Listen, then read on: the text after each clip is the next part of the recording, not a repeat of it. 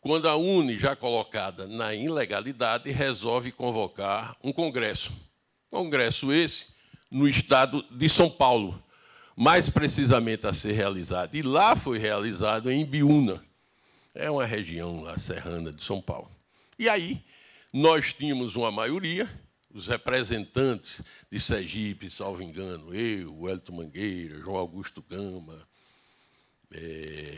menino da Faculdade de Ciências Sociais, que recentemente morreu, Vieira, Vieira. Enfim, eu já disse a você que, em termos de nome, pode ser que aqui e acolá eu me esqueça de alguns. Paulito, Paulito realmente da Faculdade de Química, era Laurine, Itina, e depois aqui. Bom, mas, enfim, e nós resolvemos ir. A esse tempo, eles tinham permitido que se criasse, ao invés de usos, ao invés de agremiação estudantis, os chamados DCE, Diretório Central dos Estudantes. E nós, então, fomos para a luta, conseguimos uma maioria importante e nós, então, vamos dizer assim, dirigimos o primeiro DCE da Universidade Federal de Sergipe. O primeiro DCE foi composto por nós, tendo João Augusto Gama como presidente e eu como tesoureiro. Eu ocupava o cargo de tesoureiro. Enfim, era a minha sina ser tesoureiro, até por aquilo que me caracteriza na vida, que todos sabem qual é, que é a lisura com o dinheiro público. Pois bem, então, no DCE, veio um dirigente, e aí talvez veio um dirigente de São Paulo, e nos organizou, nos disse que a gente tinha que participar desse congresso, mas esse dirigente, depois, nós viemos a saber, não que fosse delator, mas já era uma pessoa que já vinha sendo, vamos dizer assim, monitorado, no ano de hoje é monitorado, espionado naquela época. Ele já vinha sendo acompanhado, porque as forças de segurança já sabiam que nós iríamos realizar esse congresso.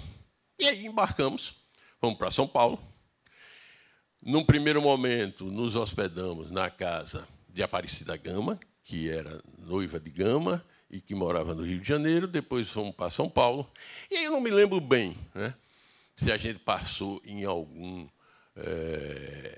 mosteiro, não é isso? Nós passamos no mosteiro dos frades, entendeu? E ficamos lá no primeiro momento, e no segundo momento, então, nos deslocamos com a famosa senha, né, para poder dizer a senha à pessoa que estava. Aí eu me lembro bem, debaixo de uma ponte, com um guarda-chuva, e nós tínhamos que perguntar, e eu perguntei, onde fica o CTA, né? A resposta não me lembro bem se o CTA fica na Vila Ema, não sei o quê. Mas a pergunta eu também, porque se eu não soubesse a pergunta, eu não poderia ir até o Congresso da UNE. E aí nós fomos levados, me lembro bem como hoje.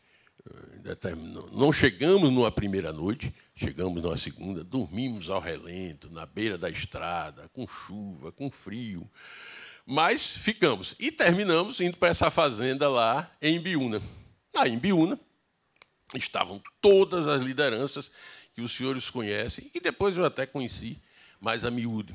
Estava Zé Disseu, estava Valdemir Palmeira, estava o presidente da UNE, que era de Minas, e depois foi assassinado. Enfim, era uma reunião enorme. Se vocês me perguntarem se hoje eu critico, claro que eu critico, porque uma reunião num sítio, sem menores condições de higiene, sem maiores condições de comida, mas nós éramos estudantes, nós éramos idealistas.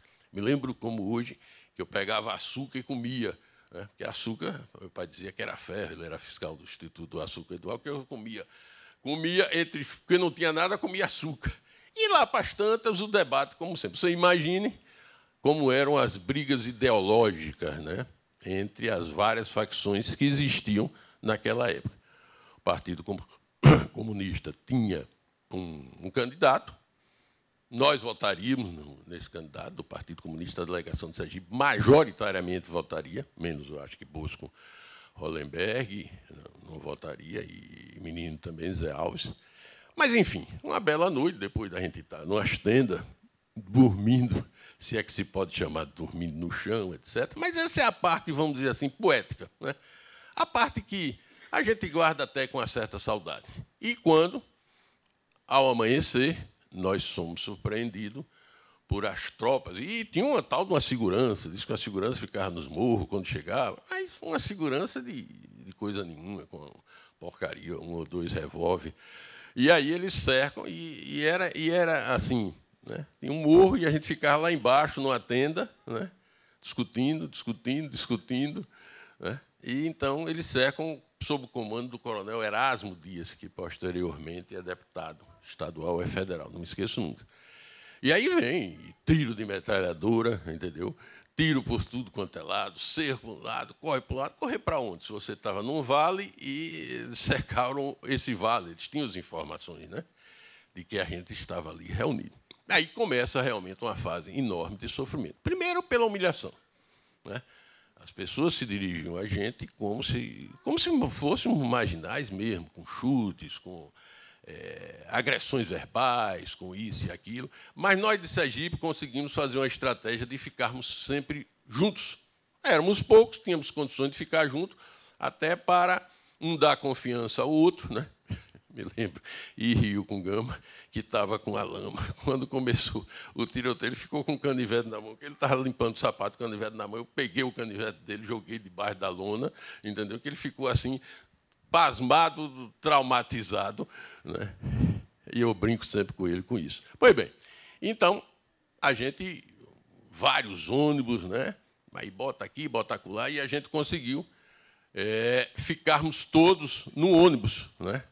A delegação de Sergipe ficou no ônibus e nos dirigimos. Era tempo de chuva, esse ônibus quebrou, desce vocês, safados, isso e aquilo, tal, com palavras as mais pejorativas possíveis, comunistas, vagabundos, enfim. Desce para empurrar o ônibus, tivemos que empurrar o ônibus, tivemos que levar o ônibus até que o ônibus conseguisse novamente pegar a estrada, que é um vale. Quem conhece, depois eu já vi, já estudei, etc., o Vale do Ibiúna. E nos dirigimos a São Paulo. Nesse momento, eu me lembro também que eu era funcionário público, eu era datiloscopista do Ministério do Trabalho, né? E a carteira que eu tinha, eu disse, rapaz, essa carteira vai ser pior. E peguei a carteira em determinado momento, consegui, né, e joguei fora. Né? Joguei fora para, quando eu fosse preso, não fosse identificado como funcionário público. Eu tinha pedido uma licença, né, para tratamento de saúde dado por um médico, que depois foi perseguido porque me deu essa licença para eu ir até o Congresso de Ibiúna. Bom, e aí chegamos em São Paulo. E aí fomos para o Presídio Tiradentes. E, novamente, nós ficávamos, na medida do possível, em celas com a delegação de Sergipe. Esse realmente foi o lado mais sofrido da coisa. E aí, praticamente, não tinha comida. Foi quando, na segunda noite, numa dessas revisões lá que fizeram, não é?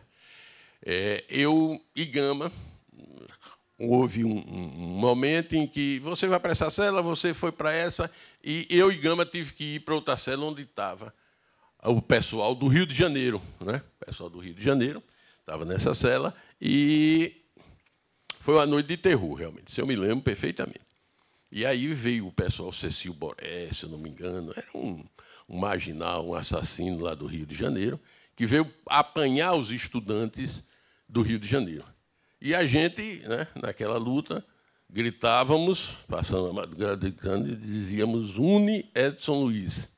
Para quem não sabe, Edson Luiz foi estudante morto lá no Rio de Janeiro, no calabouço, no calabouço, no Rio de Janeiro. Então, a gente gritava "Une Edson Luiz", porque sabia que eles vinham, né? E aí, meu amigo, aí a turma vinha mesmo de porreta, entrava dentro da cela para bater, entendeu? Enfim, e levaram os estudantes, e dessa, para mim, foi a pior noite, realmente. Primeiro que não estávamos juntos todos. Estava eu e Gama. Ora, eu e Gama de Sergipe, que não tínhamos, vamos dizer assim, não tínhamos nada diretamente com a delegação do Rio de Janeiro, né? Mas o pessoal chegava de cacetete, de porrete, e entrava e xingava e batia. Então, nós, posteriormente, eu volto a me reunir com os companheiros e resolvemos fazer uma greve de fome. E fizemos uma greve de fome de não menos de 48 horas a 72 horas. É uma coisa realmente difícil, era uma forma da gente mostrar nossas famílias que estavam em Aracaju, que ele não estava preso, tomar alguma posição, porque naquela época não se comunicava nada, não tinha habeas corpus, não se soltava, etc, etc. E aí foram fichando. Como era muita gente, não é? Eles, então, tiveram que botar num pátio, aí botava, fichava, e ainda hoje me lembro que tinha um retrato. Fichava a gente, fichava fulano, fichava ciclano e tal. Eu mesmo não fui fichado no primeiro momento como funcionário, porque eu tinha jogado minha carteira fora, né? Tive essa ideia. Não, estudante de direito e tal. Fichou a gente, passamos essa greve de fome horrível. Teve um momento que eu me lembro que eu já não me levantava mais. Posteriormente, depois dessa greve de fome, depois das lutas que o pessoal aqui de Aracaju fazia, das mães, dos pais, todo mundo clamando, conclamando, onde é que vocês estão, o que é que estão sofrendo, o que é que não estão sofrendo, enfim. E nós fomos libertados.